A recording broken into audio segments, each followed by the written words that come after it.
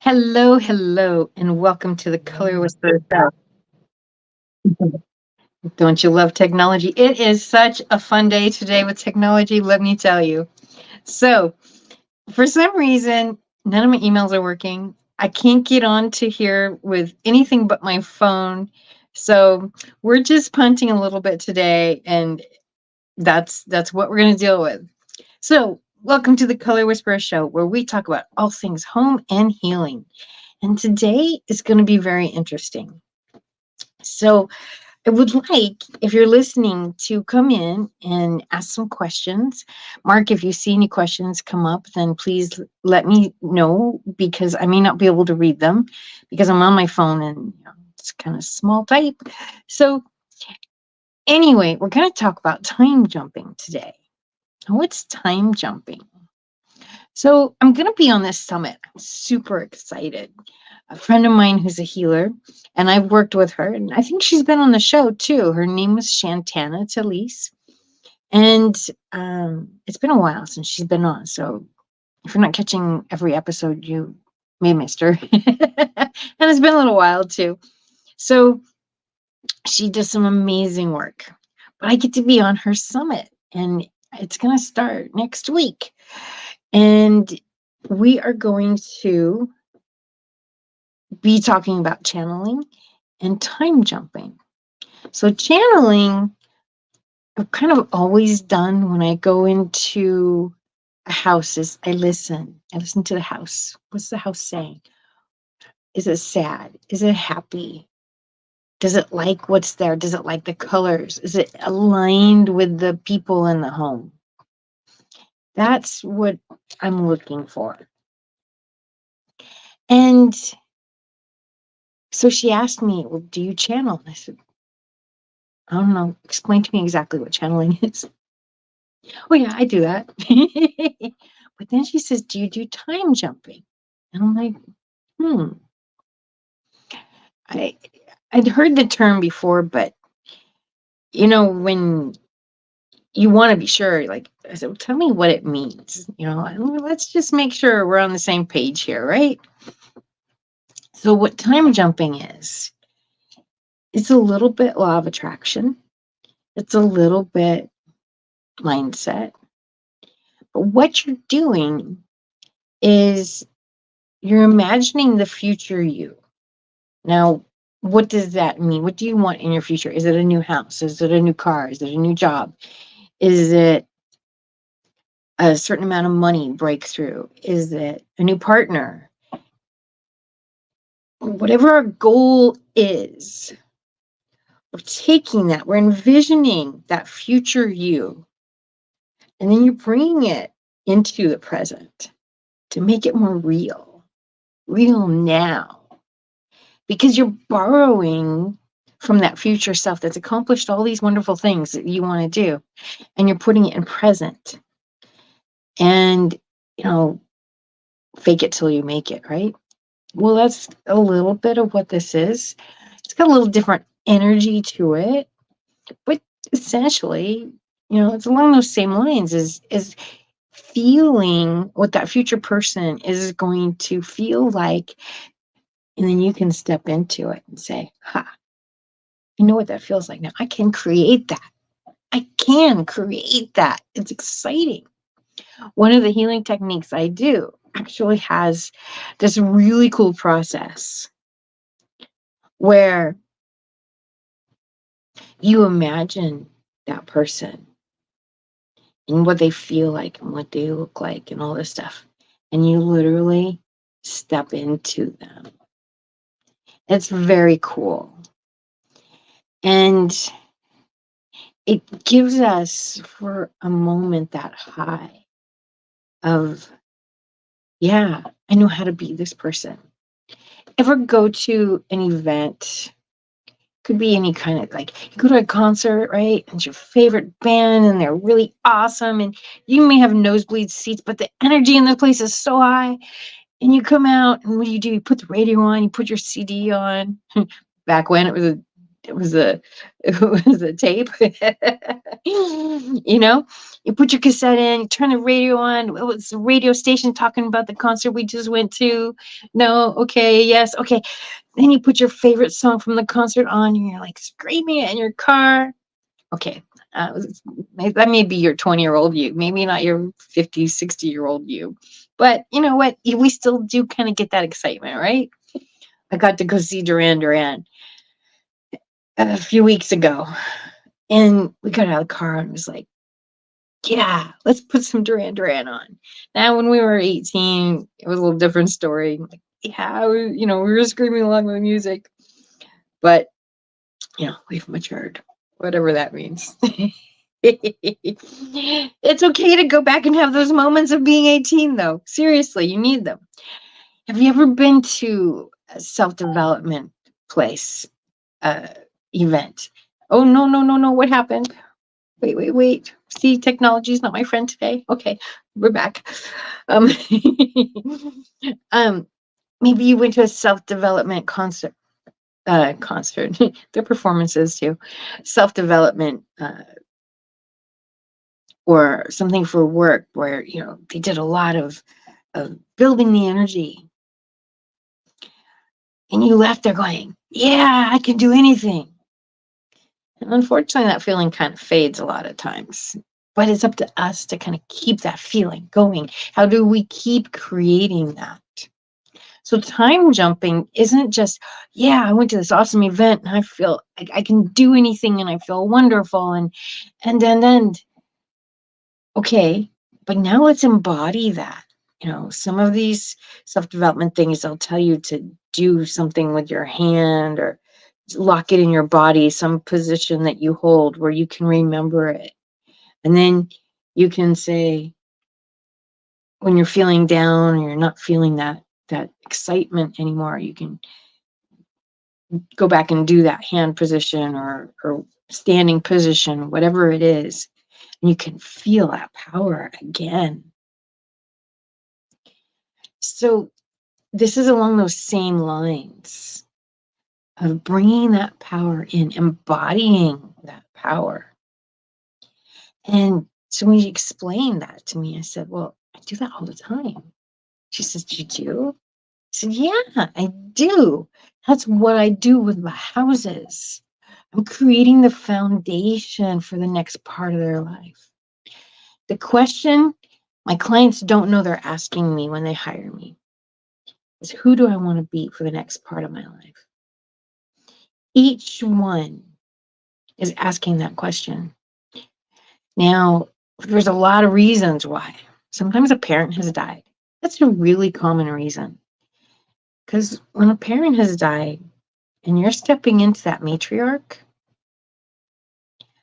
or patriarch, you're the first generation. You have to change. And it also makes you really take a look at your life. Am I where I want to be? Am I doing what I want to do? Am I creating the life I really wanted? It gives you a sense of mortality too. Oh, maybe I don't have so much longer. Maybe mom or dad died quick, a lot younger than anybody expected. My mother died 72 overnight, like that. She wasn't sick, nothing, just gone. It was a huge surprise. Now my dad, he made it to 88. He was sick for a while. He was ready to go.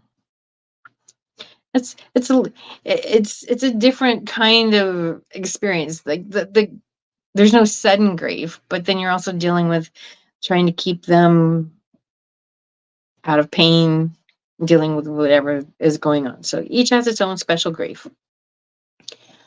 But then you're looking at, wow, I may only have so many years left. What do I want to create with it? Who do I get to be now? Who do I get to be as the head of the family? Who do I get to be as the first generation? You've got to create that. When my grandmother died, I had an uncle that kind of stepped into those shoes as matriarch. He was the second to youngest, which was interesting, but he took on the role. Nobody else did. And when he died, that was it. Nobody picked up the reins. So I don't know where a lot of my cousins are because we lost the matriarch. We lost the one person that was holding everybody together. Do you want to be that? Maybe you do, maybe you don't. Maybe that's scary. When we become empty nesters, your life changed dramatically when you had that baby.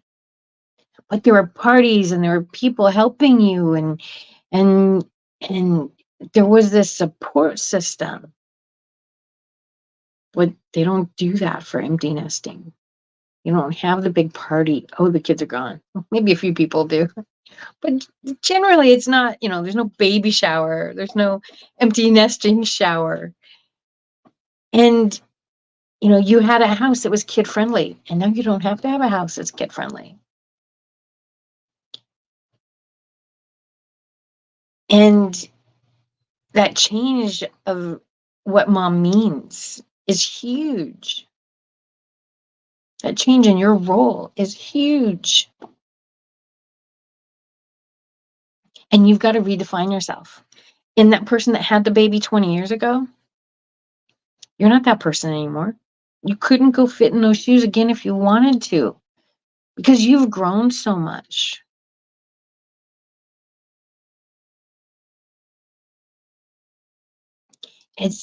You have to find the new you that has new meaning in her life, or can be a guy too. But I tend to deal with a lot of women. So it can be a divorce or being a widow. A lot of people that have been married 10, 20, 30, 40 years, and all of a sudden that husband is gone. Doesn't matter if it's divorce or death. It feels like somebody cut off your right arm. Who am I now? That person you were when you got married doesn't exist anymore. There's too much life in the meantime. How do you be single again? Do you even, is that thought is incomprehensible. I've been married so long, I only know who I am as a married person. You've got to completely reinvent who you are as a single person. And then you'll have some friends that go away because you're single now. They don't know how to deal with you. Oh, we're just used to the couple thing. You go away. Some people, if it's a divorce or even death, they're afraid of those emotions. They're afraid of how they feel about those emotions, that grief, that possibility that it could happen to them, and they'll stay away. So you're making new friends. And you'll find that some of the old friends still only see you as a married person, even after years. And you're not that person anymore. You've grown, you've changed. But they still see you as half of a couple. They'll always ask, so how's how's the ex, or how are you doing okay without him? So unless you get into another relationship real quick, they still see you there. There's a lot of reasons for that, which don't matter at this moment. But these are the changes you're going to be going through. Maybe it's a new house, a new job that you've got to step into, being a manager, being in a whole different lifestyle. I live in LA, but I don't really live in LA. It's outside of LA. I wouldn't want to live in the real heart of LA. It's crazy over there. I live in a suburb of LA. That's fine. That's so different than if you go to Florida. It's a whole different vibe there. It's a whole different vibe in Texas. It's a whole different vibe. I saw a beautiful picture today on Facebook. This family had moved from LA and they were living in Missouri, and they were showing their porch and how wonderful it was. And there's woods and there's a river and it looks so peaceful. You can't have that in LA. Time is moving slower there for them. So all of these things change our identity of who we are. And so many times my clients are going through these big changes. And a lot of times there's grief, there's sadness, there's fear. I don't want to make a mistake. What do I do? I don't know who I am anymore. How am I supposed to pick something that I'm not going to get tired of over the next 10 years, 5 years, 2 years? I don't want to spend all this money and have to redo it again. Right? It's a lot of money.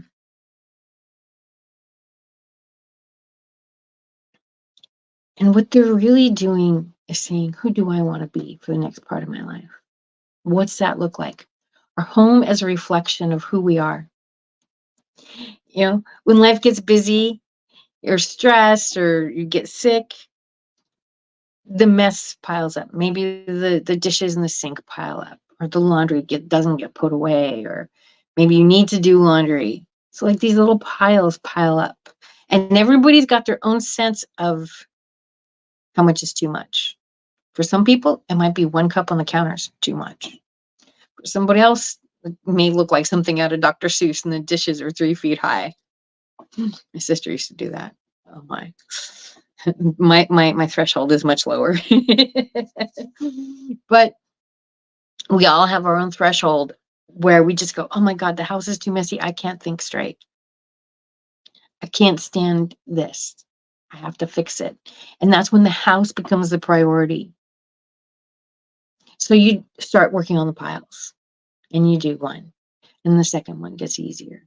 The next thing you know, the piles are gone. Or in some cases, at least it's better. Sometimes when life gets hard, sometimes better is all you can do, but it's better. So when we're going through these changes, our home is a great way to help us. Our homes can hold us back. Oh my gosh. There's a Charles Dickens book, and there's a lady who was supposed to get married, and oh, I can't believe I can't remember this. Oh. Anyway, it's the only Charles Dickens book I didn't read. I will say that. Read them all, but that one. Anyway, so she wears her wedding dress all the time, and the house is frozen in time on where the wedding was. And she's many, many years later, and she's still stuck on that. Remember the Waltons, Miss Mamie? Her love was still going to come back.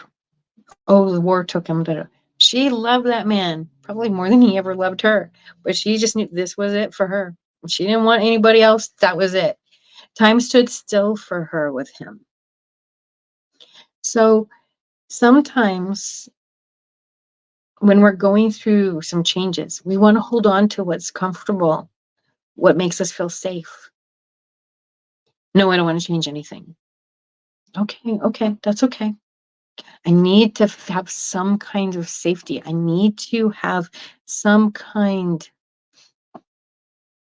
of normal, knowing that my past is beside me. I had a client years ago, loved her. She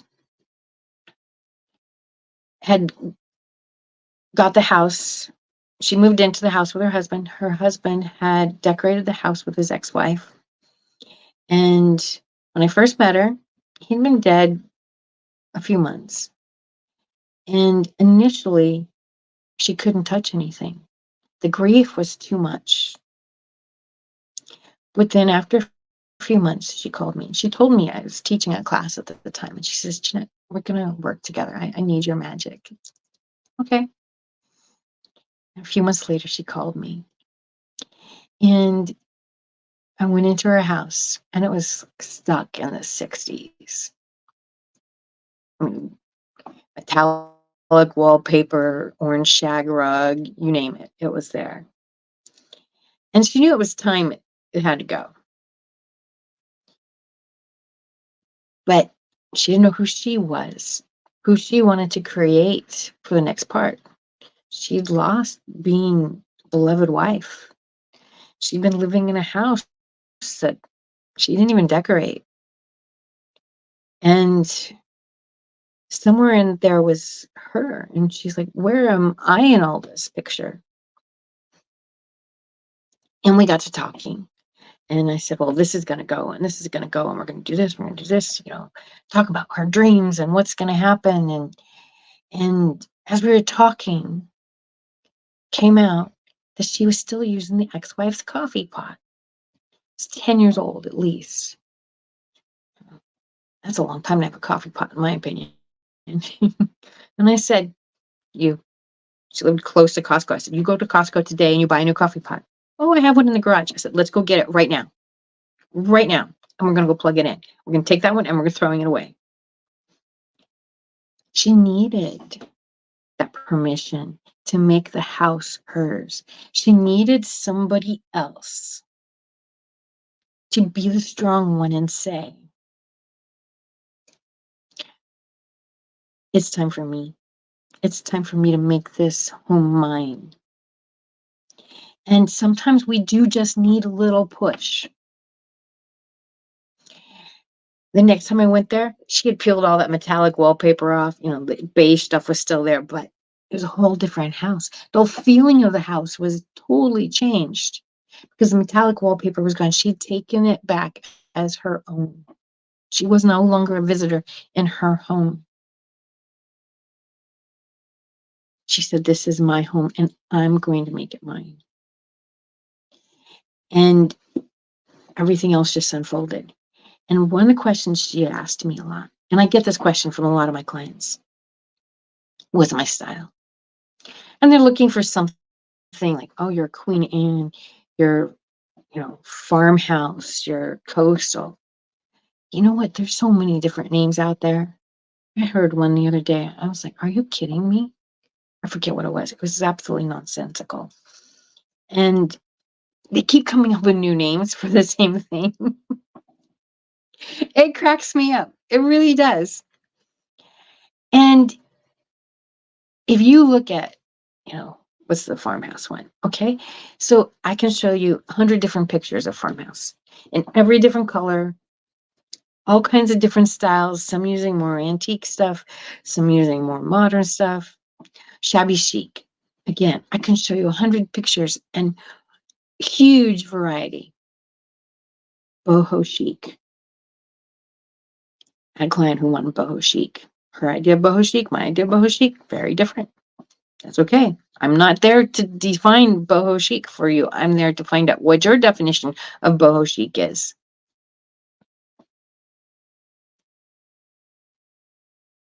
I'm there to help you figure out what your style is. And what I get to do in this process, because a lot of times people do come to me, I have many clients I've had, oh, I went into a tile store and oh my God, I left crying. They left in tears because there were so many decisions they could not make them. They could see a million choices for what their future life could be, and they could not decide on what was theirs. Which one of these people did they want to be? Because it is overwhelming. I go into a tile store, I'm like, oh, I could do this, and I could do this, and I could do this. And I see 100 bathrooms in my head, 100 kitchens in my head. It's very easy for me to create a million things just walking through a tile store. However, that's not what I'm looking for. When I'm looking for a client, I'm looking for their style. And all the rest of the fluff just disappears. So what do I mean by their style? So each one of us has our own style blueprint. God made us all beautiful. And I follow that blueprint. This is where my magic of whispering comes in, is beauty heals. And I restore beauty, not just to the home, but to the client. Because what I do is I take the elements of the home, the spirit of the home, and the spirit of my client, and I see a brighter them than they often are at the point when they call me. Ever have a coach, a therapist, or a mentor, and they're like, I see big things for you. I'm like, I can't see. I'm just stuck. Right? I went to an ASID function a couple of years ago, and there was a caricaturist there, and he drew me as a TV star. Let me tell you, I did not see myself as a TV star. I don't know if I still don't see myself as a TV star. Maybe I'm a podcast star. What do you think? Well, we're getting there. No, But you're a we're getting camera. We're getting on camera. you're a Yes, Mark. podcast star. You're definitely a podcast star. There's no doubt about that. I was going to add something to what you were saying because I was listening to part of the conversation while also being here at the center and everything. But you were talking about how you adapt and everything, and that actually came up as I told you. Mom was celebrating this past weekend her 82nd birthday, and one of the things that happened is I think I mentioned to you that the boys were going to want to be in the swimming pool, but even though the boys were there, all three of them, my brother's two kids, my two nephews, as well as his lady love's son. I don't think the daughter was trying to get in the pool and everything, but the three boys. And every time I looked out at the pool, I didn't really see them in the water that much. So I'm thinking that maybe the pool was too cold because he's just recently opened it. So they were doing a lot of walking around the pool and observing the pool, but I didn't really see them get in the pool that much, even though they both did take a shower later. So maybe they did get in the pool at some point, but I know that we couldn't let the dog in the pool because the dog would tear up the lining and do other damage and things. But it was just interesting that she has to do that every year, is to prepare the pool and adjust the pool so that the boys can have that enjoyment. And even though they're teenagers now, they still enjoy the pool and everything. But I was sitting there, even when Mom asked me to go and get them, she was like, go get the boys. And I looked outside and I was like, where the boys at? And apparently they were already had enough fun with the pool, and they'd come out and were in the house taking their showers so they could get ready for our supper to celebrate Mom and just to be there in her company and everything. But it was fun watching them. But I was like, I think even some of the friends and family members, well, mostly family members, they were there because it was about 10 of us, and we were all going like, they don't seem like they're in the pool. They just are enjoying the pool. But like I said, gotta wait for the temperature to adjust right and everything. And it was evening time, so the pool might have been a little bit too cold. Just my thoughts. Well, and that's going to be a memory that really sticks with them with their grandma. They're going to associate that pool with their grandma, Mm-hmm. and maybe when they get their own house someday, like, I have, when my grandmother died, my mom was the youngest of 9, and so there's a lot of people ahead of us before we could all get something. And she had these little friars that had like it probably wasn't real hair, but it had hair around. And my grandmother was very religious, and they were just like the funniest things. And every time I'd go look at the little friars, and I'm like, Mom, I want the friars. And she goes, oh no, those were taken many, many people ago. I said, okay, I want this then. She had a little curio case, and like I went through several things in the curio case. And I said, each one, she's like, oh no, so-and-so got that. No, so-and-so got that. And I'm like, okay. So what's left, Mom? What can I have? What can I have? And she says, well, there's a statue of Mary. It's like 30 inches tall. I said, okay, I'll take that. And so people come to my house and they see a statue of Mary. Now, a good Catholic has her in a very special place. And, she's been in a bunch of different places, but she doesn't have like the typical Catholic place that you would have. So for a while there, she was guarding the couch to keep the cat from clawing at it. So she's moved around quite a bit, and people always go, oh, Jeanette, I didn't know you were that religious. Well, it's my grandma, it keeps me close to her. So there's a lot of different ways that we do that. No, you said that, and that reminds me of a couple of things. One is my brother does have a curio case. I think it belonged to one of the grandmothers. It might have belonged to Mom's mother. trying to remember whether it was hers or dad's mom, but it's definitely one that is now in Malik's possession, and he's got that curio case, if I remember correctly, and all along those lines. So yeah, sometimes it goes down, and you're interested to see who gets what and how they get it, and all in that kind of space. I think that my Aunt Julie, who was with us this time as well, has got some stuff, and of course, she's been dealing with the loss of her husband because that wasn't that long ago, and sometimes even that can even be interesting because one of the things that I learned is that my cousin Tanya is very much and has always been. I don't think that I'm speaking out of school when I say this. She's somewhat of a tomboy. She likes sports and she likes to be engaged in sports. But I never remember her being engaged in golf. But one of the things that my aunt was telling me was that she's now picked up the game of golf. She's been also on a weight loss journey, so she feels like she's definitely slimmed down and is doing good on this weight loss journey and everything. But she has now picked up golf, which was her dad's game and everything. But my aunt was telling me that there were 2 watches that were given as gifts, both to my uncle, the one that passed is her husband, as well as another uncle who has also passed, and he was in deficient. So on one of them, the second hand was the fishing rod. So the fishing rod would be the second hand. And on the other one, it was the golf club. So like the swinging of the golf club. And that's what she gave to my cousin, who has now picked up this game. It was her dad's game. So my aunt had that watch, the kind of novelty watch, and gave it to my cousin, and all along those lines. So she's developing her love of this game that was her dad's game and everything. And who knows, maybe she'll be as skilled as he was, because he definitely taught some major players, including some basketball players like Michael Jordan and others, about the game of golf, and James Worthy. And he also was winning some of these age division tournaments. Like here we have the newspaper that has them divided by age ranges, and he would win in his age category. And for several years before health got in the way and everything. But the last thing I was going to bring up about ponds and about water, which you'll also enjoy, is part of the conversation that came up was we were talking about the pond that my cousin is, not that cousin, but another cousin, inherited and everything, because the lands are oftentimes divided, and so the next generation will get the land and all along those lines. Oh, she just disappeared. Oh, she comes back.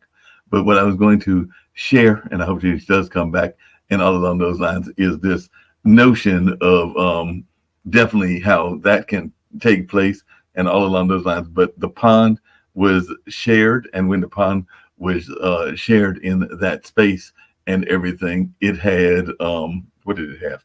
There was the pond, and in the pond was my cousin is expanding the pond. That's what I was trying to say. He's expanding the pond. So the pond, because I always thought the pond was really cool, and I wouldn't mind having the pond myself. But my cousin, I think Jonathan, has got that pond, and apparently he's expanding the pond. And who knows, he might even put some fish and maybe some breeders in there and all along those lines, and it can be a very successful pond and all in that way. But that's what I was going to share with Jeanette, and hopefully she watched some of this and is seeing what I was saying and all along those lines. I know that hopefully she's going to come back, but until she comes back, I'm going to play a couple of spots and all along those lines. And so, there she's back. She's back. Oh, she's back. It's been a tech day. No, you said the tech day, but I was just sharing about that pond and everything. But my cousin, Jonathan, who is the Aunt Carolyn and Uncle Skip's youngest son, because they're like me and Malik, they're the 2 boys, and it was Emmett and John, and then from mom and dad, it's me and Malik. But yeah, John has the pond that was the grandma and granddad's pond. And what I was sharing is that he's actually expanding the pond. So he's actually making the pond a little bit bigger. And maybe he'll get into some fishing, maybe he'll add some fish to it and everything. But it's just interesting, like you were saying, that sometimes even the next generation can enhance what they already have. That's what absolutely. All right, so let me get back to how we can discover our style, and how that beauty can restore us. Thank you so much, Mark. No problem. So my clients, they always ask me, what's my style? What do I want to be? And that's really part of the question is, who am I? That's what they're asking me. Who am I? And I don't try to put a label on them. I just show them their own beauty, their intrinsic beauty. So I'm looking at their energy. What's their energy like? Are they light and fun and excited? Are they more calm? Are they very serious? Do they need a lot of calm? Are they doing things to be bubbly and movement and Are they very bold? There's different personality types that I use for what I do. And I figure out which one of those personality types. But then each one of us has our own individual blueprint. And that's my job, is to figure out what that client's blueprint is. What's unique about them? And if there's a couple people, then I take into account both parties. And we also look at the house. What's the home's energy? And I take all these elements, and this is where I feel like a surrogate, or maybe I'm a baker or something.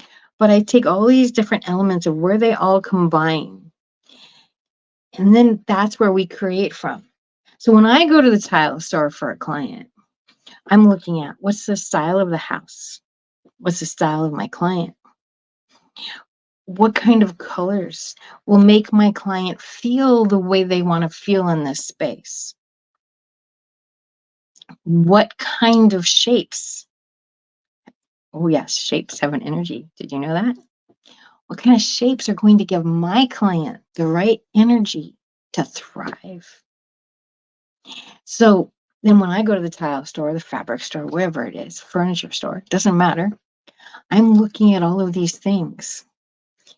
And I have this very finite list of things that have to be incorporated into anything I put in their home, whether it's a picture, paint color, fabric color, accessory, flooring.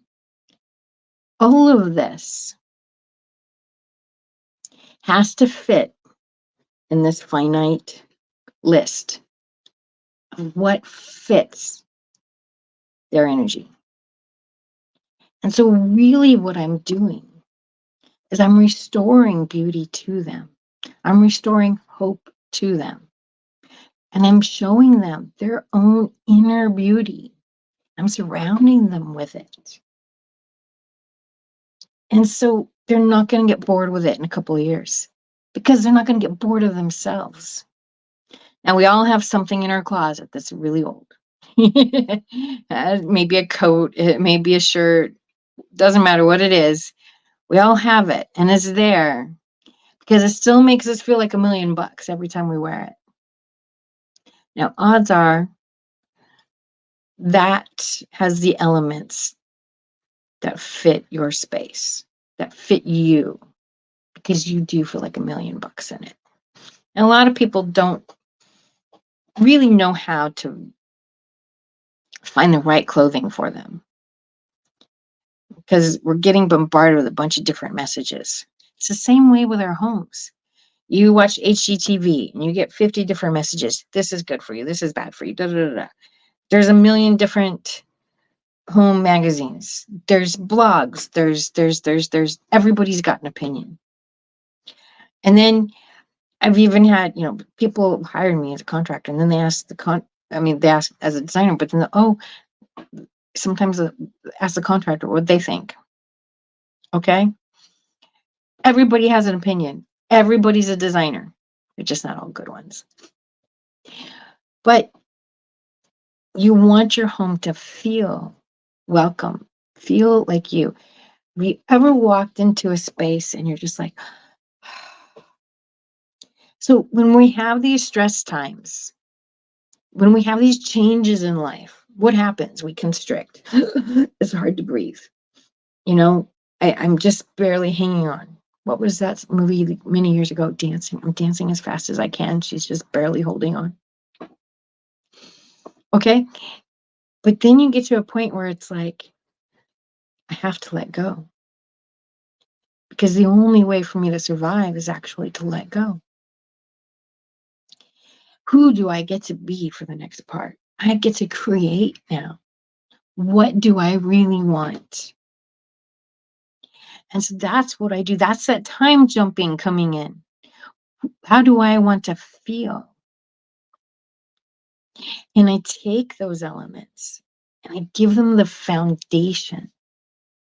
We create a foundation that is a reflection of their beauty, of the home's beauty. And what that does is it restores their vision of beauty within themselves. And, you go look at a picture that really speaks to you, and you're just kind of like, maybe it's a building that excites you, architecture, and you look at it, you're just in awe and wonder, and there's a sense of openness. Maybe it's a song. Music speaks to us, right? We all have a song. One just came into your head, probably. That just makes us feel good, makes us feel happy. There's some songs you just can't not dance to. So it's getting back in touch with that beauty, finding hope again. This lady with the coffee pot, we got everything down, and we picked everything that fit her energy. By the time we were done, she was dating, she was happy, she was having bunko parties, she was doing all these amazing things. When we first got together, she wasn't doing anything. She was in her house, and she was struggling to come up for air. She teased me. She says, "I'm hiring you because you're more fun than a therapist." There's a lot of therapy in what I do. A lot of therapy in what I do.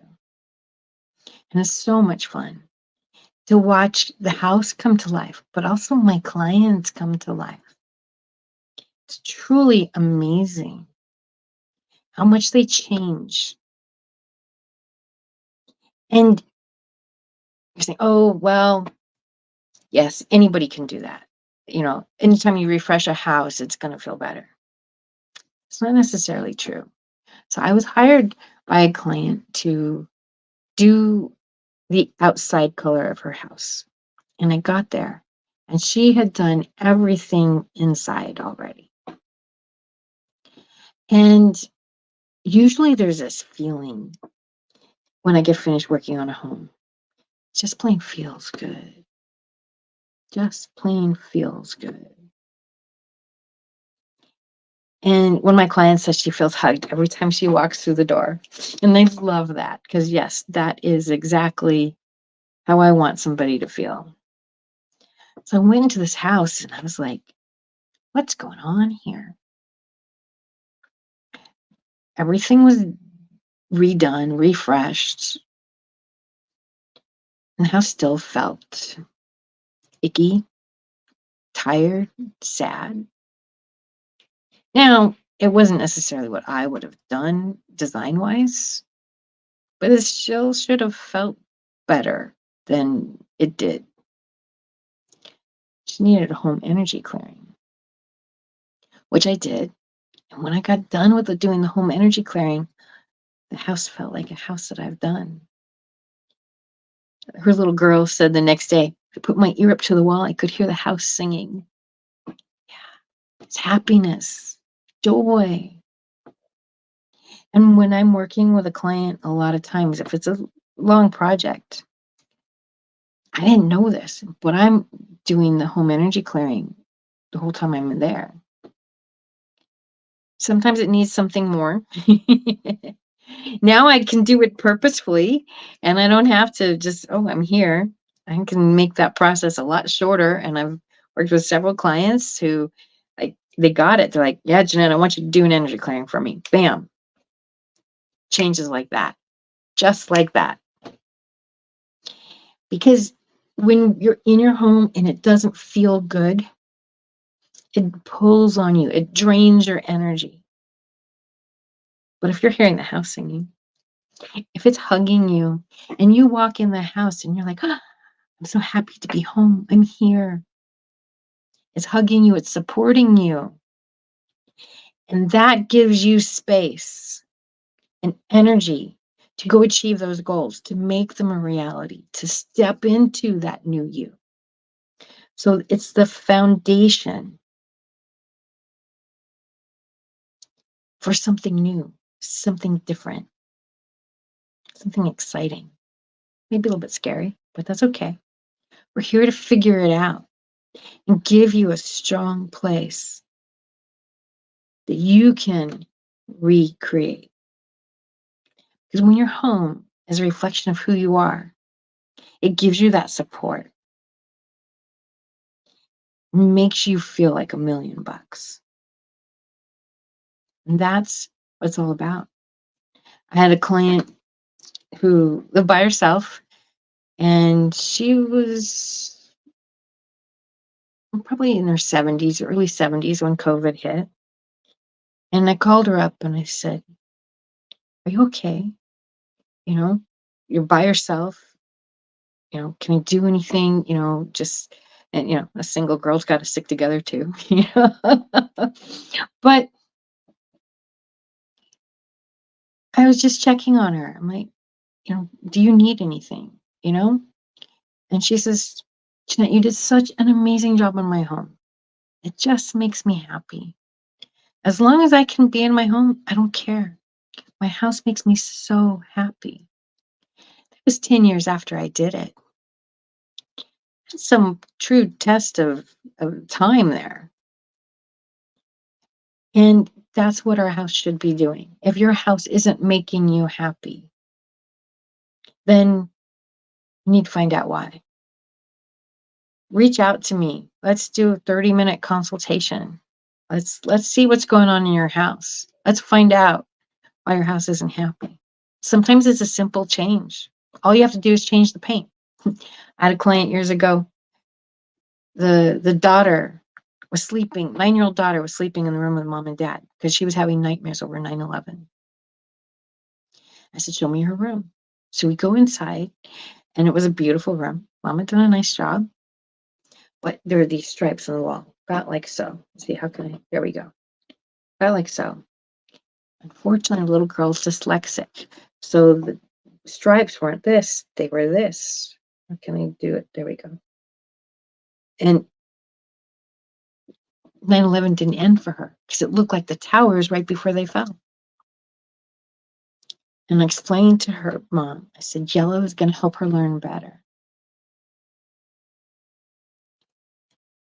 And you get rid of the stripes and the nightmares will go away. Now, who would have thought?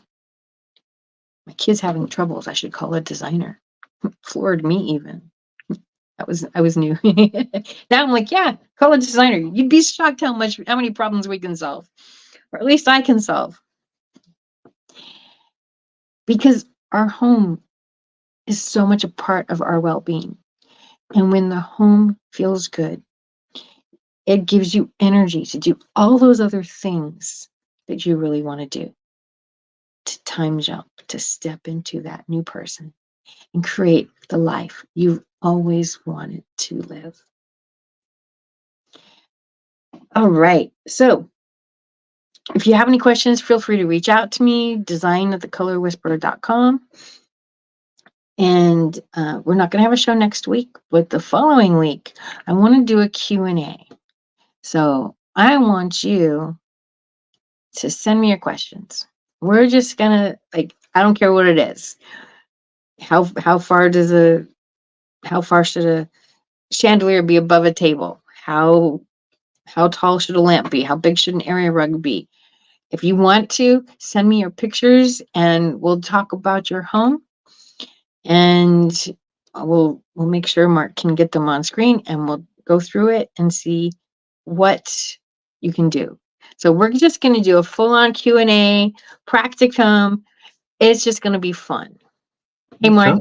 It sounds like it's going to be fun, and I'm expecting all kinds of questions. I was wanting to know, can we have, I know a lot of the questions are going to be very serious, like, what color carpet should I have?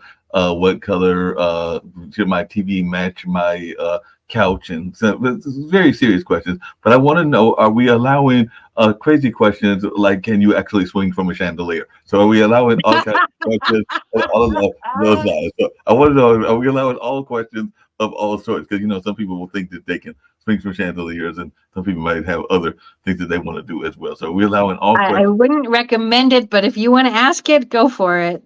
Okay.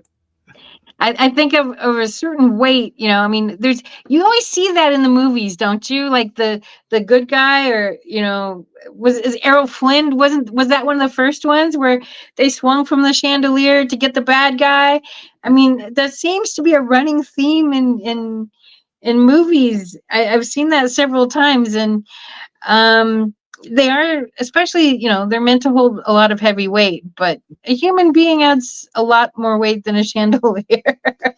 Yeah, and there's always the stunts, and some people even if they are thinking about their own uh, sexuality, will sometimes think that they can do crazy stunts along those lines. But I'm going like, no, I don't think you want to try that, because that might cause all kinds of injuries, and that might not be a good thing to have happen in your life and everything. I know in the past you've mentioned the fact that water beds used to be stylish and used to be cool, but now they're not as hip as they used to be. So, I and haven't seen one in forever.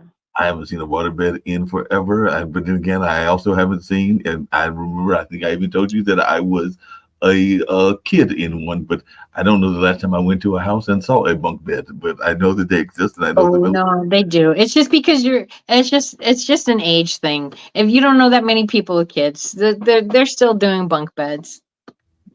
Yeah, it makes sense. So the bunk beds are still a thing and everything. And maybe another question people can ask you, because I have seen this as a question. I'm just trying to give people an idea so they can give some ideas of questions to ask, since it's going to be a free for all and everything. Is some people are tempted by this great piece of appliance, but sometimes I think that the temptation is too great, because I have seen people that have put the mini fridge, whether it's in a dorm or whether it's in their house, in the actual bedroom or the living room. And to me, that might be a recipe for disaster, because if you got all that food in your bedroom, then, well, one, it's going to be messy, and two, the temptation's there all day long and all night long. Because if you got the Well, I think usually that's more for drinks. right, And so I don't think it's so much food as much as it's drinks. In a bedroom, I don't know if you need to eat that bad in the middle of the night, then, but I would suspect um, that's probably more in a very large bedroom right. where there's a seating area where you might do some reading or some talking, or, so it's nice to have some snacks or some drinks there. In a living room, it's definitely about drinks. Mhm. And I don't know, what kinds of snacks would you want in there? Maybe cheese, or Yeah. I don't know. Cheese. Some people like their chocolate. Some people like their Chocolate. just Snickers ice cream. So there could be all kinds of things in that space. Yeah. I know that another thing that is a furniture item that people forget about, but I know I've got a couple of them, and it's a small item. It's a very small item, but maybe some of our listeners will want to know what kind of coasters they should have. Because I know I've got some coasters that are related to my alma mater, and I've got some coasters that I've gotten from different events. Because, Oh, as you man. know, that is a very simple item. It's part of the furniture design, but it's also something that a lot of times people like to give away as part of their promotions and everything. Because I know many businesses that would give you a coaster for whatever they are trying to promote, and then that can help protect the drinker or do whatever coasters do. Absolutely. Yep. Well, speaking of coasters, so I was just giving some people some ideas so that they can take them and everything. Because you said we're going to be off next week. We'll have to discuss what rerun we'll run and everything. But hopefully in 2 weeks they will have an idea. I'll send it out on my chat if that's what you would like to do, and I'll Yeah, hopefully. and they can send them in early. So if they're not on live, they can send the questions either to you or to me. My email is design@thecolorwhisperer.com. That's 3 words, The Color Whisperer. Don't forget the second ER.com. And I will be more than happy to, we'll answer the questions live. But if they want to, they can also text me at 626-485-6354. So send me your pictures, send me your questions, and we will do a Q&A.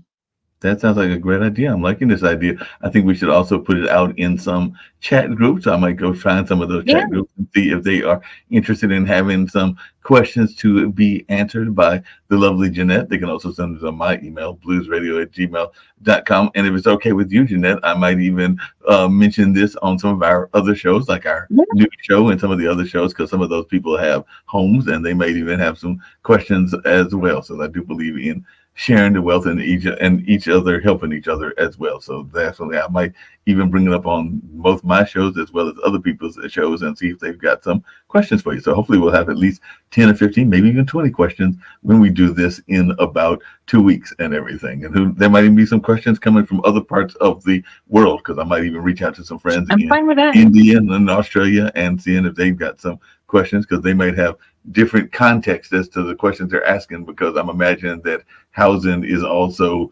regional, meaning that there are different styles depending on where you are Yeah, at degrees. indeed.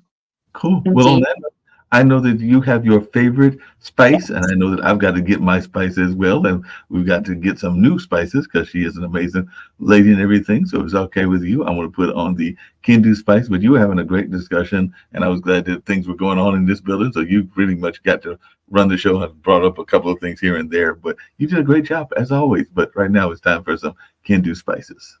Thank you. No problem. You know how people love to enjoy food and don't understand how to flavor their food or how to replicate a meal? They're interested in supplements but don't know where to begin? Well, what I do is I take the guesswork out of enjoying flavor and wellness with my flavorful spice blends so that they can create delicious meals with healing benefits. Kendu Spice was created to help cooks at any level enjoy healing through food. Every spice blend was designed to give added health benefits of natural herbs. Every blend is complete. There's no need to add any additional spice for a delicious meal. Saving you time and money while adding supplements to your meals can be both tasty and fun. My earliest memories in the kitchen began with my father, Kenny Kendu Bond, so it was fitting that I would name this line after him. I have always looked to natural remedies to supplement the body, and I found myself hiding herbs and minerals in foods for my family. That's when it hit me. Everyone needs Kendu Spice. Everyone should be having this. It's an exclusive brand for cooks at any level who want to create flavorful dishes with healing benefits that can satisfy the body and soul. Add a little spice to your life. Give Kendu Spice a try.